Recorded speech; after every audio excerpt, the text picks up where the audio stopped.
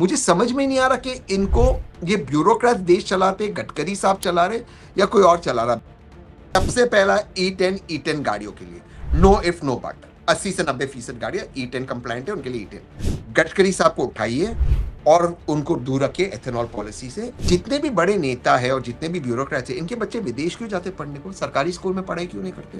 Ethanol blending petrol को लेकर के देश में बहस एक बार फिर से शुरू हो गई है। हालिया वजह यह है कि भारत सरकार के मुख्य आर्थिक सलाहकार अनंत नागेश्वरन ने अखबार में लेख लिखा है और ये कहा है कि पुरानी गाड़ियों के लिए E10 पेट्रोल मिलना चाहिए। ये मांग टीम भारत की रही है और टीम भारत का नेतृत्व तहसीन पूनावाला करते रहे हैं। तहसीन पूनावाला पिछले कुछ महीनों से लगातार इस मसले को लेकर सोशल मीडिया पर वीडियो बना रहे हैं, मीडिया में इंटरव्यूज दे रहे हैं।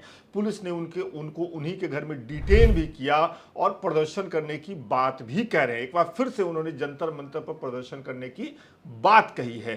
तो अनंत नागेश्वरन ने, भारत सरकार के मुख्य आर्थिक सलाहकार ने जो बात अखबार में कही है, उसी के आधार पर, उसी के बरक्स हम तहसीन से ये बातचीत करने जा रहे हैं। आप आखिर तक बने रहिए। तो तहसीन, सबसे पहला सवाल मेरा यही है कि सरकार के चीफ इकोनॉमिक एडवाइजर अखबार में लिख करके वो मांग दोहरा रहे हैं जो आप लोग मांग रहे हैं मतलब महीनों से। मैं इसकी वजह समझना चाहता हूं कि वो सीधा सरकार को भी सलाह दे सकते थे, अखबार में ऐड लिखने की क्या जरूरत पड़ी, और क्या इसे आप लोग अपनी जीत के तौर पे देख रहे हैं? सबसे पहले थैंक यू सो मच कि आपने मुझे दोबारा से आपके साथ शिरकत करने का मौका मिला। बिल्कुल 100% जीत है। और विकास भाई, जब हमने पहली बार हमारी दिल्ली में मुलाकात हुई, आपने इंटरव्यू लिया, उस दिन से लेकर आज तक मैं हर बात पर कायम हूं। टीम भारत हर बात पर कायम है, सारा रिकॉर्डेड है। और हर बात पे सरकार बदल गई है। हम जो कह रहे हैं बहुत लॉजिकल बात है भाई। जिसकी E10 गाड़ी है उनको E10 दो ना मेरे बाप, क्या दिक्कत है आपको? क्या क्या मतलब है इनका? और वो अब सरकार भी कह रही है। नहीं, लेकिन सवाल तो ये है कि सरकार कह रही है, मतलब सरकार के चीफ इकोनॉमिक एडवाइजर अखबार में लेख लिख करके कह रहे हैं ये बात अभी क्योंकि तक मानी क्यों नहीं गई? सरकार का फैसला अभी तक क्यों नहीं आ रहा है? क्योंकि इसके पीछे इस क्या वजह है? जी सॉरी, मैंने आपके इंटरव्यू, क्योंकि पेट्रोलियम मंत्रालय और नितिन गडकरी जी का मंत्रालय दोनों जो ब्यूरोक्रेट्स हैं, ये पूरी तरह से, इनमें कोई कॉमन सेंस नहीं है देश के लोगों को लेकर। ब्यूरोक्रेट्स जो होते हैं, इनमें वैसे अधिकतर जमीनी हकीकत से वे वाकिफ नहीं होते, खास करके उस लेवल के ब्यूरोक्रेट्स। तो अब उन्होंने क्या किया, ये मैं सच कह रहा हूं आपके सामने। जब हमारी दूसरी मीटिंग हुई पेट्रोलियम मंत्रालय में, तो हमने कहा भाई 10 गाड़ी को E10 पेट्रोल दीजिए। तो ये कहते हैं, मैं ये सच कह रहा हूं, ये बात कहते हैं, देखिए जितने भी एथेनॉल के डिस्टिलरीज है, इन पे PSU बैंक्स का कर्जा है। तो अभी करीबन 1 लाख करोड़ का कर्जा है, प्लस माइनस। तो ये इतना एथेनॉल प्रोड्यूस करते तो एथेनॉल किधर जाएगा? तो क्या हमारी गाड़ी में घुसोड़ेगी आप? मतलब आप सोचिए, ये ब्यूरोक्रेट्स का लॉजिक 2026 की खुद गाड़ी में आते और इस तरह की लॉजिकल बात करते। भाई आपका कर्जा कर्जा, नितिन गडकरी जी के बेटे का कर्जा कर्जा, और हमारी गाड़ियों का कर्जा कर्जा नहीं होता है।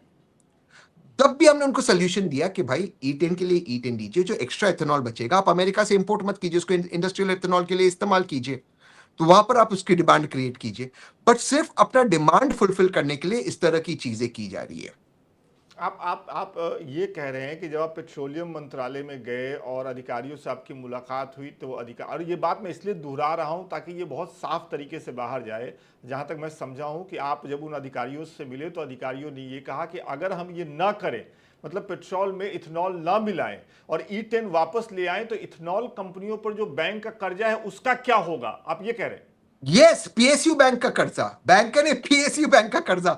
और मैं ऐसा सर पकड़ा विकास भाई, सॉरी मैं आज थोड़ा अनफिल्टर होगा, पैसा मेरा PSU बैंक में, इनको दे रहे। ये इनमें कोई टैलेंट नहीं, जेन्युइनली क्या टैलेंट है नितिन गडकरी जी के बेटे में? खोल दिया एथेनॉल डिस्टिलरी क्योंकि उनको कर्जा मिल गया। फिर इनको सब्सिडी मिलती चावल पे, चीनी पे, जो भी सामग्री का एथेनॉल है उस पे सब्सिडी। फिर 72 रुपए का एथेनॉल बनाओ और मार्केट प्लेस हमारी गाड़ी के अंदर क्रिएट करते ठूसो। ये क्या लॉजिक हुआ भाई? ये मैं बड़े जिम्मेदारी से कह रहा हूं। ये बात उन्होंने पेट्रोलियम मंत्रालय में एक बार नहीं 2 बार की, इसके पहले वाली मीटिंग में भी ये बात कही थी।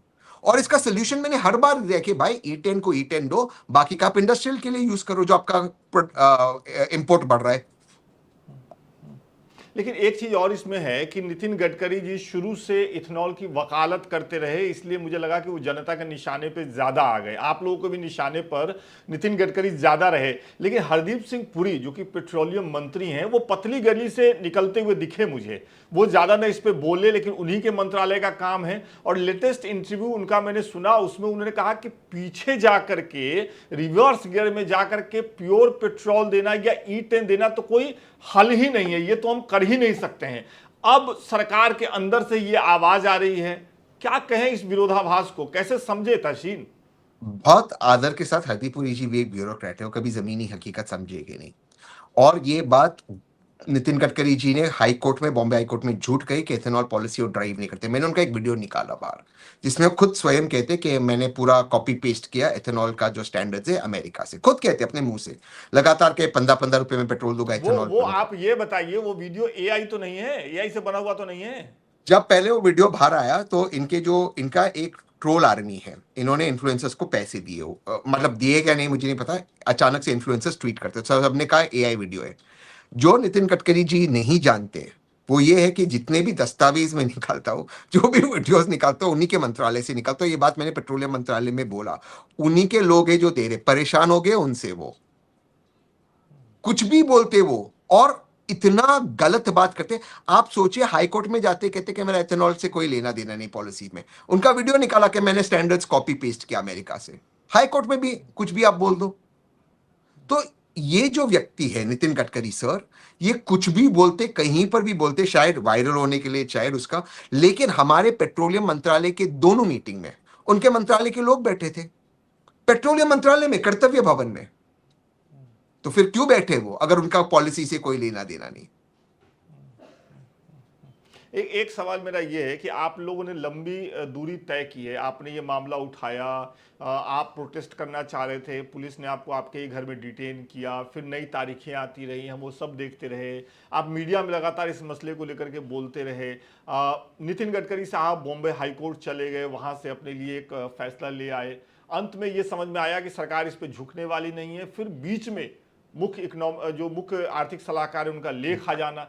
तो अब मैं समझना चाहता हूं, आप लोगों ने प्रोटेस्ट का कॉल अभी भी दिया हुआ है, या तो अब मैं ये समझना चाहता हूं कि टीम भारत या आप इस लड़ाई को कहां तक लेकर के जाने वाले हैं? क्या सरकार झुकेगी? क्या इस मसले पर सरकार अपने कदम वापस खींचेगी? अंदर से क्या जानकारी है आपके पास? नहीं नहीं, उनको खींचना ही होगा। वो जानते हैं कि नितिन गडकरी जी और हरदीप पुरी जी के मंत्रालय की वजह से नुकसान हो रहा है, पब्लिक नाराज है, उनको झुकना ही होगा। वो हम प्रोटेस्ट फिर करेंगे जंतर मंतर पे, फिर ये रोकेंगे, अब तक परमिशन दिया नहीं, आज हम अप्लाई। फिर पुलिस आपको रोक लेगी आपके घर में ही? हाँ, क्योंकि हम शरीफ लोग हैं ना, हम लड़ाई नहीं करेंगे, हम तोड़फोड़ नहीं करेंगे, पब्लिक प्रॉपर्टी नहीं तोड़ेंगे, तो ये नहीं सुनेंगे। इनको वही पसंद है जो तोड़फोड़ करते हैं, जो पब्लिक प्रॉपर्टी तोड़ते हैं। हम टैक्स भरने वाले लोग हैं, हम समझते हैं हमारा मुल्क है, नहीं करना चाहिए, तो वहां पर वो ठीक नहीं होते। तो ठीक है, अब वो लड़ाई है, बट हम तो तोड़फोड़ कर नहीं सकते। हम करेंगे प्रोटेस्ट, फिर रोकेंगे तो फिर हम वापस उतरेंगे। कितनी बार रोकेंगे? एक लोकतंत्र में आप कैसे किसी को रोक सकते हो प्रोटेस्ट करने को? अब मुझे समझ में नहीं आ रहा, कैसे रोकोगे आप? अब क्यों रोकोगे आप? भाई मेरी गाड़ी है, मेरे को ई10 चाहिए, आपने मेरी परमिशन नहीं दी। बिकॉज भाई आज हम कम से कम, हमारा जो एक रिलेशनशिप बना प्रोफेशनल, ये 2 महीने का जी बना।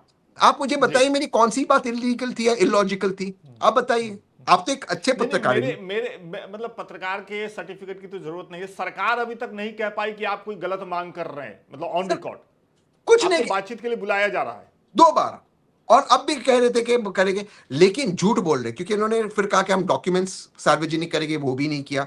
फिर हमको सीएम का लेटर निकालना पड़ा, उनको दिखाना पड़ा। अब भी और दस्तावेज है हमारे पास। हम चाहते हैं कि ये बात अच्छी रीत से, जो गाड़ी में जो पेट्रोल जाता है वो चला जाए। उसके बाद जैसे जैसे 2030 में गाड़ियां फेज आउट हो गया, ई20 कर दीजिए मैंडेटरी, इसमें क्या दिक्कत है? मुझे समझ में नहीं आ रहा कि इनको, ये ब्यूरोक्रेट देश चलाते, गडकरी साहब चला रहे या कोई और चला रहा है। बट मैं उम्मीद करता हूं कि प्रधानमंत्री जी इसका संज्ञान लेंगे, मैं ये जेन्युइनली उम्मीद कर रहा हूं। अच्छा, इस पूरी प्रक्रिया में आपको जो मंत्रालय है अलग अलग, माफ करिएगा, उसके बीच में एक डिस्कनेक्ट भी समझ में आया क्या? कि पेट्रोलियम मंत्रालय कुछ अधिकारी कुछ कह रहे हैं, सड़क परिवहन मंत्रालय के अधिकारी कुछ कह रहे हैं, और बीच में एक डिस्कनेक्ट है इस मसले पर? ट्रांसपोर्ट, जी ट्रांसपोर्ट और हाईवे मंत्रालय पॉलिसी को चला रहा है, जो मैंने देखा।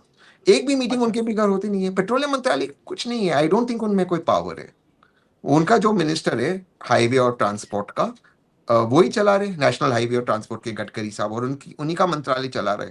तभी तो इतना बिंदास कहते हैं ना कि फाइल पे मैंने साइन कर दिया, मैंने ही कर दिया। वो बैठे होते हैं मीटिंग में, उसकी फोटो है मेरे साथ, उनके सेक्रेटरी की। क्यों बैठे वो? अगर देखिए, मैं फिर कहता हूं, आप आधा प्रेग्नेंट नहीं हो सकते। प्रेग्नेंट है या नहीं, अगर आप प्रेग्नेंट है तो आप हाई कोर्ट में आपने क्यों कहा कि भाई मेरा इस पॉलिसी से कोई लेना देना नहीं? तो फिर जो आपकी आलोचना होती है तो लोकतांत्रिक है। आपने वो सारा क्रिटिसिज्म इसलिए हटाया, कहते हैं कि मेरा पॉलिसी से कोई लेना देना नहीं, लोग मेरे बारे में झूठ कह रहे। पर आप मंत्री, आप मिनिस्टर, आप मीटिंग में बैठते, आप को चेयर करते हो, आप फाइल साइन करते हो, आप अब भी उसके बारे में पॉडकास्ट करते हो। और बड़े बड़े पत्रकारों को, जो एक बार टीवी पे बड़े बड़े पत्रकार है, उनको पॉडकास्ट देते एथेनॉल पॉलिसी का फायदा समझाते हुए। ये क्या बात हुई? तो फिर अगर आप इसको प्रमोट, उनके उनके खुद के मंत्रालय इसमें एथेनॉल पे ट्वीट कर रहे हैं। एक एक चीज और हमने नोटिस की पिछले दिनों कि शुरू में नितिन गडकरी जी पे ज्यादा हमले हो रहे थे, फिर वो बॉम्बे हाई कोर्ट चले गए। फिर हमने ये देखा कि भारतीय जनता पार्टी जो पहले इथेनॉल वाले मामले पे चुप थी, वो खुल करके इथेनॉल का बचाव करने के लिए सामने आई। आपने भी नोटिस किया होगा। तो इसकी क्या वजह आप समझते हैं? आपको क्या समझ में आया कि उन्होंने पार्टी भी एक लाइन ले रही है? हाँ, उन्होंने एक्टिवेट किया और इसके साथ इन्फ्लुएंसर्स को भी लाए।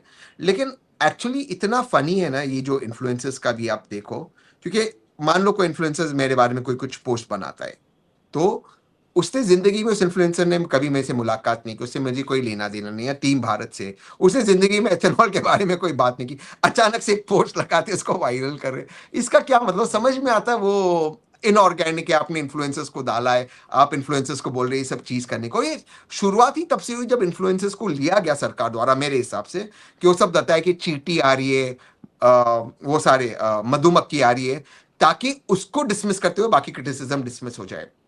तो ये पहली से स्ट्रेटेजी है भाजपा। हाँ, जरूर कुछ उनके लोग हैं जो इसको डिफेंड कर रहे हैं, और उनको करना भी चाहिए, उनकी पार्टी की लाइन है। बट लॉजिकल बात, एक उनके मेंबर ऑफ पार्लियामेंट है, अब आप सोचिए इस लॉजिक को, मतलब मैं देखकर हैरान हो गया।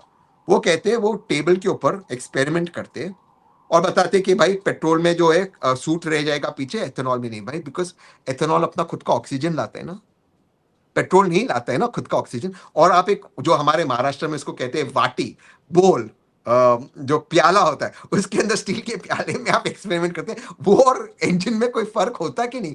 मतलब आप इस लेवल का, आप जो बच्चों लेबोरेटरी में करते हो करते, आप बता रहे हो देखो एथेनॉल क्लीनर है, क्लीनर है, क्लीनर है। हाँ भाई, एथेनॉल के फॉर्मूला के अंदर वो है ऑक्सीजन, वो अपना खुद का ऑक्सीजन कैरी करता है, पेट्रोल नहीं करता है, इसलिए सूत रहेगा। ये फर्स्ट स्टैंडर्ड का केमिस्ट्री ऑफ फिजिक्स ये हमें सिखा रहे हैं, इस तरह के करते एमपीज।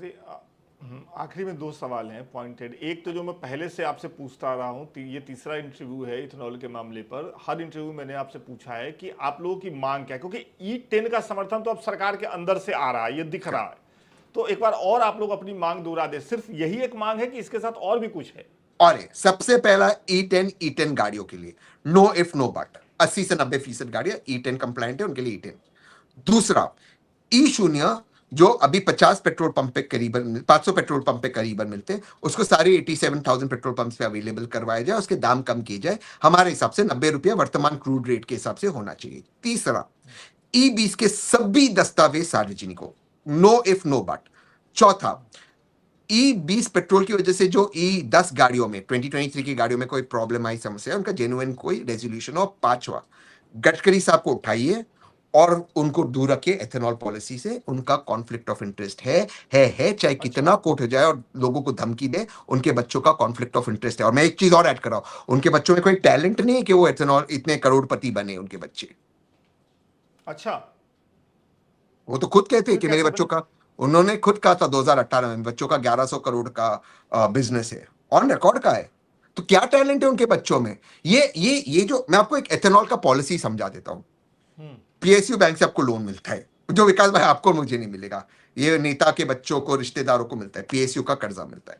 फिर उसके बाद उदाहरण के तौर पे मान लो चावल, तो चावल सरकार खरीदते, प्रोक्योर करना है 3,889 रुपए में, ठीक है, प्रोक्योर हो गया। अब वही चावल जो आपको मेरे से पैसे से खरीदा गया, एथेनॉल के डिस्टिलरी को 2,250 से लेके 2,320 रुपया प्रति क्विंटल बेचा जाता है, 40% लॉस में। तो सब्सिडी सब्सिडी में मिल गया, कम रेट में मिल गया। हाँ, खरीदे आपके मेरे पैसे से, उनको दे दिया 40% लॉस में। उसके बाद वो बनाते एथेनॉल, लोन हमारा, मटेरियल हमारा, फिर वो एथेनॉल बनाते, हमारी गाड़ी में ठूसते 72 रुपया प्रति लीटर, तो हमारी गाड़ी में ठूसते और उनको प्रॉफिट मिलता है। और इसका प्रैक्टिकल देखिए, मैं दो सवाल पूछता हूं, अगर चावल आपके पास आपने एक्स्ट्रा प्रोक्योर किया, आपको किसानों से प्रोक्योर करना है, ठीक है, तो आपने उसको एक्सपोर्ट क्यों नहीं किया एक्स्ट्रा था तो? या आप उसको ओपन मार्केट में ले आते, खरीदा तो हमारे पैसे से था, फ्लूइड इन्फ्लेशन कम होता। और फिर मैं कहता हूं, मुझ पे यकीन मत कीजिए, लोकमत के जितने व्यूअर्स हैं इस वक्त, चीनी के दाम देखिए कितने बढ़ चुके। और आपको याद है 2 महीने पहले हमने बात की थी चीनी के दाम स्काई रूफ जाएंगे, अब कितने बढ़ गए। एक्सपोर्ट इन्होंने बंद कर दिया, एक्सपोर्ट बंद करने से देश का नुकसान। चीनी का दाम विकास भाई और तहसीन वही भर रहे क्योंकि चीनी का मार्केट रेट से हो गया। लेकिन जो प्रोक्योर हुआ है किसान से, वो तो पुराने दाम में हो, तो किसान को कोई लाभ नहीं हुआ। तो लाभ किसको हो रहा है? ये सारे डिस्टिलरीज को हो रहा है। ये कौन सी पॉलिसी है भाई? ऐसे तो मैं भी करोड़पति बनूंगा, आप भी बनोगे। मिलता है कि आपको पीएसयू का बैंक ऐसा हजार हजार करोड़ का लोन मिलता है कि आपको? सब लोगों को नहीं मिलता इतनी आसानी से। तहसीन, एक सवाल आखिर में, पिछली बार भी जब हम लोग मिले थे, उसके बाद एक डेवलपमेंट हुआ और आपके भाई उन्होंने भारतीय जनता पार्टी से इस्तीफा दे दिया। मैं उस पर आपकी प्रतिक्रिया नहीं मांगूंगा टीवी स्टाइल में। जब आपसे ये बातें हो रही थी तो मेरे जहन में एक बात आ रही थी कि वो भी सोशल मीडिया पे अब मिडिल क्लास के हक में बातें कर रहे हैं। उन्होंने भी एक पेज बनाया है और टैक्स का हिसाब, मिडिल क्लास को क्या मिल रहा है इसका हिसाब वो मांग रहे हैं। आप भी इथेनॉल ब्लेंडिंग की बात कर रहे हैं, वो कहीं ना कहीं उन लोगों से जुड़ रहा है जिनके पास दुपहिया और 4 पहिया गाड़ियां हैं, मतलब middle class, lower middle class से। तो क्या अब दोनों भाई एक ही तरह के मुद्दे नहीं उठा रहे हैं, और क्या साथ में आकर के इसको और उठाने का कुछ प्लान है आप लोगों का? नहीं, साथ में आके उठाने का कोई प्लान नहीं, मेरी उससे बात ही नहीं होती है। बट 140 145 करोड़ की आबादी वाला मुल्क है, सब उठाए, उसमें क्या गलत है? लेकिन मैं सच पूछ रहा हूँ विकास भाई, इस देश में मिडिल क्लास को मिलता क्या है? आप एक हॉस्पिटलाइजेशन दूर हो बैंक्रप्सी से, एक हॉस्पिटलाइजेशन, सारी जिंदगी काम करो, 30% टैक्स भरो, 18% जीएसटी भरो, ये सब भरने के बाद आपको क्या इज्जत मिलती है? एक छोटा सा ब्यूरोक्रेट, एक छोटा सा जो सरकारी अफसर है वो आपको दबा सकता है। तो जब तक आपको वर्ल्ड क्लास इंफ्रास्ट्रक्चर नहीं मिलेगा, मैं जेन्युइनली पूछ रहा हूं, क्या मतलब है? और आप, मेरा एक सवाल है, मैं आज तक मुझे इसका कोई जवाब नहीं दे पा, अगर आप दे पाओगे तो, कि आपके लोकमत के कोई व्यूअर्स, ये जब जितने भी कोई नहीं दे नेता, पाया तो मैं भी नहीं दे पाऊंगा, लेकिन आप बताइए। हाँ। ये जितने भी बड़े नेता है और जितने भी ब्यूरोक्रेट्स है, इनके बच्चे विदेश क्यों जाते पढ़ने को? सरकारी स्कूल में पढ़ाई क्यों नहीं करते? इनके माँ बाप, किसी को कभी बीमारी ना हो, पत होते तो निजी अस्पताल में क्यों जाते? क्यों सरकारी अस्पताल में अपने कॉन्स्टिट्यूएंसी में जहां सर्व करते वहां नहीं जाते? जब तक हम ये रूल नहीं बनाएंगे कि अगर आप ब्यूरोक्रेट हो या आपको इलेक्ट होना है, आपको सरकारी स्कूल में आपके बच्चे पढ़ेगा और आपके बच्चे सरकारी, और आपके परिवार का इलाज सरकारी अस्पताल में होगा, सिस्टम नहीं बदलेगा। विकास भाई, हर भारतीय को शिक्षा, वर्ल्ड क्लास शिक्षा, वर्ल्ड क्लास हॉस्पिटलाइजेशन, स्वास्थ्य, और वर्ल्ड क्लास ट्रांसपोर्टेशन मुफ्त मिलना चाहिए। उसके बाद विकास भाई और तहसीन तय करे, अगर विकास भाई को सरकारी अस्पताल में जाना उनका पूरा अधिकार है, अगर तहसीन को निजी अस्पताल में जाना उसका अधिकार है। बट वर्ल्ड क्लास दोनों को सेम इलाज, सेम शिक्षा मिलनी चाहिए। ये हम कैसा देश बना रहे जिसमें सारे नेता के बच्चे विदेश जाते? सारे नेता के बच्चे क्यों विदेश जा रहे? यहां क्यों पढ़ाई नहीं कर रहे? तो ये जो चीजें, व्यवस्था बदलनी होगी, तो हम टैक्स किसके लिए भरते हैं? हम टैक्स भरे ताकि आप 3,889 रुपए में चावल प्रोक्योर करो और 2,250 रुपए में नेताओं के बच्चों को बेचो, और हमारे लिए फूड का इन्फ्लेशन बढ़े। ये क्या मजाक बना के रखा है आपने?